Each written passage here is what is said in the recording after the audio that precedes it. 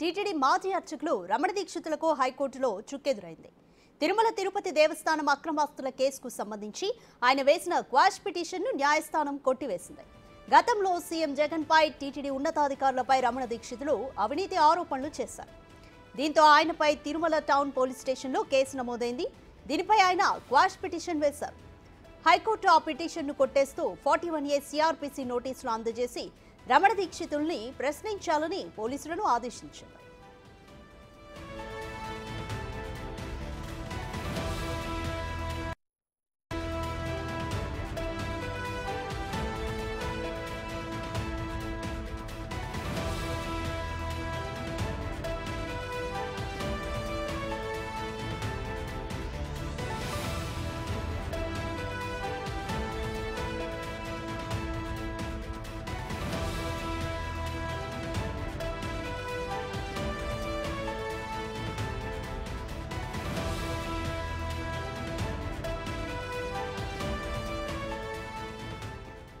TTD మాజీ అర్చకులు రమణ దీక్షితులకు హైకోర్టులో చుక్కెదురైంది.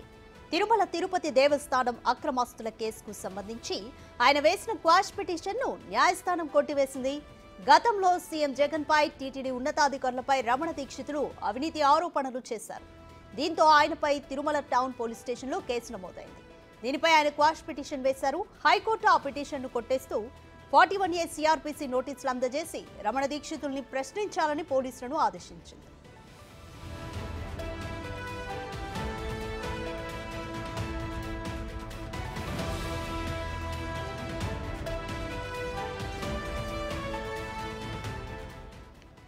కంప్లీట్ డీటెయిల్స్ మా ప్రతినిధి దామోదర్ అందిస్తారు. దామోదర్, రమణ దీక్షితుల కేసులో నెక్స్ట్ ఎటువంటి పర్యవసానాలు ఉండబోతాయి? అలాగే దీనిపై టీటీడీ అధికారులు ఇప్పటివరకు ఏమైనా స్పందించారు? రాధిక, టీటీడీ మాజీ ప్రధానార్చకుడు మాజీ ఆగమన సలహాదారు అయిన రమణ దీక్షితులు వీడియో ఒకటి ఈ మధ్య కాలంలో ఏదైతే ఫిబ్రవరి నెలలో బయటకు వచ్చింది. ముఖ్యంగా ఆయన టీటీడీ ఉన్నతాధికారులైన ధర్మారెడ్డితో పాటు టీటీడీలోని ఇతర అధికారులు, అదేవిధంగా టీటీడీ ఉన్నతాధికారులు కొంతమంది ఏదైతే అహోబిలం మఠంలో తవ్వకాలు చేయడానికి ప్రయత్నించారు, అహోబిలంలో అంటూ కూడా మాట్లాడాడు. దీంతో పాటు క్రైస్తవులకు ఎక్కువ ప్రాధాన్యత ఇస్తున్నాడు సీఎం జగన్మోహన్ రెడ్డి అంటూ కూడా మాట్లాడాడు. అది తిరుమలలోనే తన నివాసంలో ఆయన మాట్లాడుతుండగా చిత్రీకరించినట్లు కూడా సమాచారం. దీన్ని బీసీవై పార్టీ అధ్యక్షుడైన రామచంద్ర యాదవ్ కు సంబంధించిన సోషల్ మీడియాలో ప్రత్యక్షమైంది. అప్పట్లో ఇది తన వాయిస్ కాదు, దీని మీద తాను కేసు పెడతానంటూ కూడా అప్పట్లో రమణ దీక్షితులు అన్నారు. ఆ తర్వాత టీటీడీ సాంకేతిక విభాగం ఉన్నతాధికారులు ఈ విషయం మీద ఏదైతే రమణ దీక్షితుల మీద వన్ టౌన్ స్టేషన్ లో తిరుమల వన్ టౌన్ స్టేషన్ లో ఫిర్యాదు చేశారు. దీనిపైన కూడా కేసు నమోదైన నేపథ్యం. ఈ పరిస్థితుల్లో